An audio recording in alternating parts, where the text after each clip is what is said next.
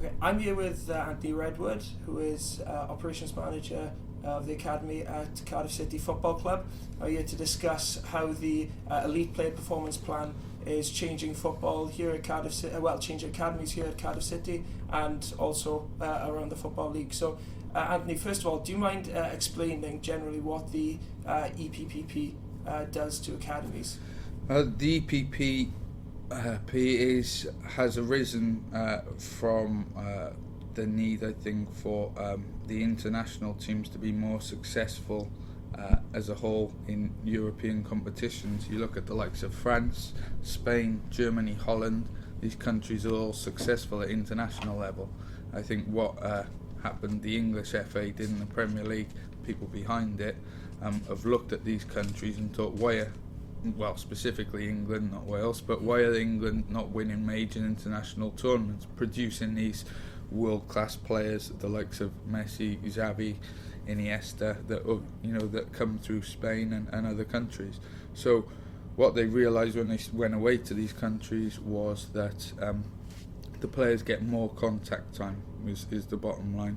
The players effectively are housed at the football clubs, so you go to the likes of Ajax and Barcelona, etc.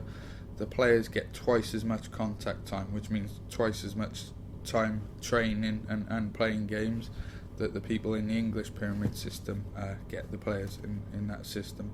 So they think that, obviously it goes without saying, that the more contact time you have with a player, the better the standard he attains at the end of his development.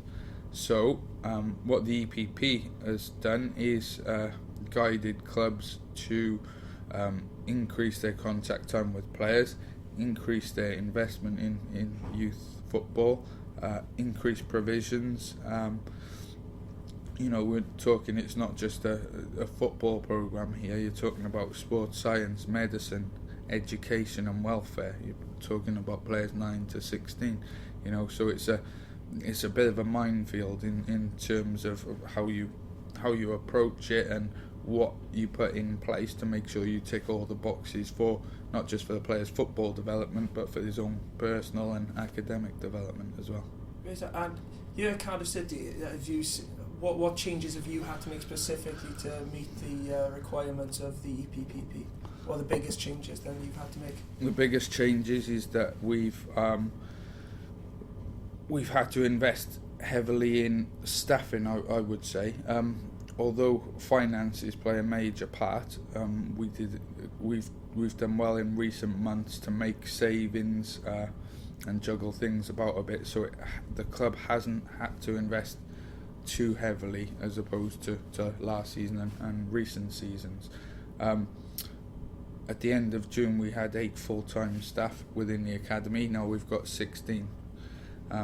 Everything else, it's not blowing a trumpet, but we pretty much already had in place. We've just had to document it and implement it. That's the guidelines for the audit: documentation, implementation. So although we do all these things, we've had to improve the administrative side of what we do, so make sure everything is recorded, everything is logged when we have meetings, that we minute it, that communication, that it goes out to the right people, etc. So it's more so we're awaiting an audit now in April. We've already been categorised provisionally as a category 2 academy, pending an independent audit in April. But that audit will go through the whole programme, which is football, administration, management, education, welfare, sports science, medical, finance, etc. And just make sure that we're compliant with the criteria for category 2. Of course, the aim of the EPPP is to develop the new generation of more technically accurate, technically gifted players. So do you expect in the next few years we will see a new raft of players that aren't just quick and strong, they play the game the right way, some would say? Well, we do anyway. If you look at our track record, we've produced these players without the criteria set out. As far back as say Danny Gabidon, James Collins, Robert Earnshaw, more recently your Joe Ledleys, Am Ramsey's, Adam Matthews, Chris Gunter's, Darcy Blake, etc. So we'll always produce players. What we hope with the investment in the provisions and the new programme is that we produce more of those players. So these provisions we put in place opens doors for players, which means that there's more opportunity. For example, the under 21 programme, which has become a part of the Category 1 and Category 2 programme, it means that our players are 18, whereas they would be looked at and reviewed for a professional contract, i.e. to go into the first team squad. Now there's a middle ground there where they've got an extra year or two development, which means it was seen again by the governing bodies that we were losing players at 18, or clubs were losing players at 18, should I say, that given an extra 1, 2 or 3 years, they're still growing and maturing and developing. Given that time, they would end up being a professional player. And something like Ben Nugent, for example, has just come through Cardiff City as a great example of that. Ben Nugent was a late developer, but at the lower end, Ben was with us at under 16 level, and when it came round to reviews and offering apprenticeships, Ben wasn't quite ready, and instead of releasing Ben, we said we still want to keep you under our umbrella and training, but we want you to go back to college for the year, still keep training with us and playing bit part, but with a view to offering an apprenticeship next season. So he went away, he worked hard, probably made him hungrier because he's got a great attitude. He came, and 12 months later when it came to reviews, we offered him an apprenticeship because he was ready, and 2 years later he's finished his apprenticeship. He's just gone into the 21 squad and done well, and obviously in recent weeks he's made his debut, man of the match, he scored a goal. So yeah, it is proof that if you do give them that extra time, then they can develop. Ben could easily have gone off, and we could have let him slip out of our net, so to speak, and he could be playing amateur football somewhere. But we invested the time in his long-term development, should I say.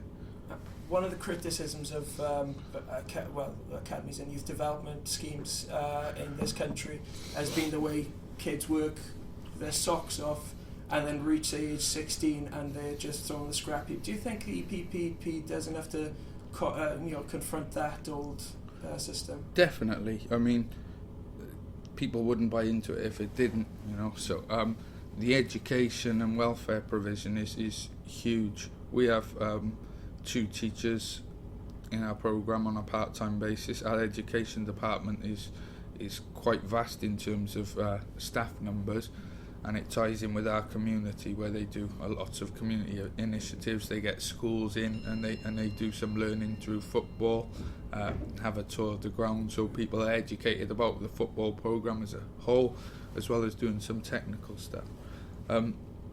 Our head of education has actually managed the day release programme which we've got in place. Again, part of the criteria for Category 1 and Category 2 clubs is that the day release means that players come in from school. For example, we use Tuesdays and Thursdays.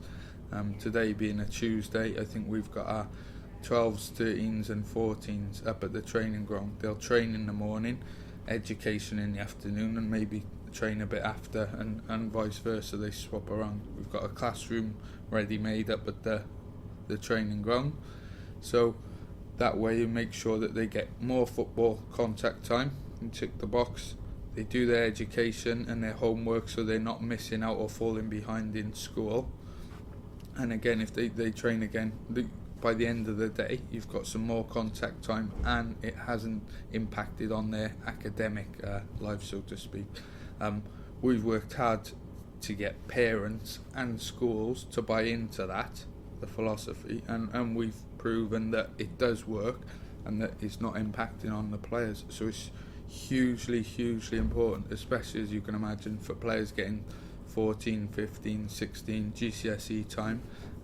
It's very hard to manage, but thankfully our head of education is very good, so it's not too much of a problem for us. Looking more generally, the last few weeks, Wycombe Wanderers have actually scrapped their academy, saying that they couldn't afford to keep up with EPPP proposals.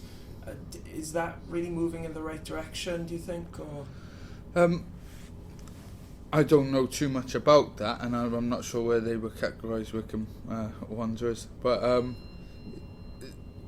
I think the EPPP is designed to suit all clubs. As you say, there's a categorisation system which is 1 to 4. So to scrap your youth programme altogether, I think is criminal for any football club, because I think it's the foundations of the football club, the future of the club. What happened at Wycombe Wanderers, I can't comment on, but certainly I think there are there is a niche for every football club to fall into, whatever standard of programme you decide to run, whether it's Category 1 with Chelsea and Man United, which is effectively boarding school and play European competition midweek, or whether it's a Category 4, whether it's just you run an under-18 full-time programme and not 9 to 16s. I think Wigan still do that. Wigan Athletic, all they run is a youth team, and they don't run anything from 9 to 16s. They rely on cast-offs, so to speak, from Manchester United, Bolton, Man City, Liverpool, etc. That's how they run their programme. So it's bespoke. What suits what club. Wycombe Wanderers might be in a position where they think, well, we'll do things at the top end and we don't need to invest in the bottom end. Personally, I think that, I'll make no secrets of it. Our budget is, give or take, £1 million a year. If we produce one Aaron Ramsey every 5 years, it pays for itself, because we sold him for £5 million. I worked something out for the chief exec a couple of years, or a year or two so ago, where I worked out that the academy as a business, which is what I am, a business manager, our academy as a business over 8 years is £18 million in profit, because we've spent something like 7 or 8 million and we've recouped monies in the region of I think it's like 26 million, something like that, when you include your Ledleys, Matthews. I'm putting a price on these players. We didn't get the money for them, but that's another issue. But Joe Ledley, we were offered £6 million for him. Adam Matthews is now playing Champions League football, a few million. Joe Ledley, Chris Gunter, Darcy Blake, Aaron Ramsey, the list goes on and on. So to be £18 million profit in 8 years is not a bad turnaround. That's very good indeed. Last question: do you think we are going to see now an improved performance by the home nations in international competitions as a result of this programme? Definitely, but not overnight. You'll see the clubs and countries will reap the rewards of this 5, 6, 7 years down the line. This year, next year, they won't. 5, 6 or 7 years down the line, you will be watching players who will have come through the programme as it is, as guided by the EPPP, which means you'll get a whole different level of player. It goes without saying that if you double the player's contact time and the investment in him, you're going to get twice the standard of player that you would have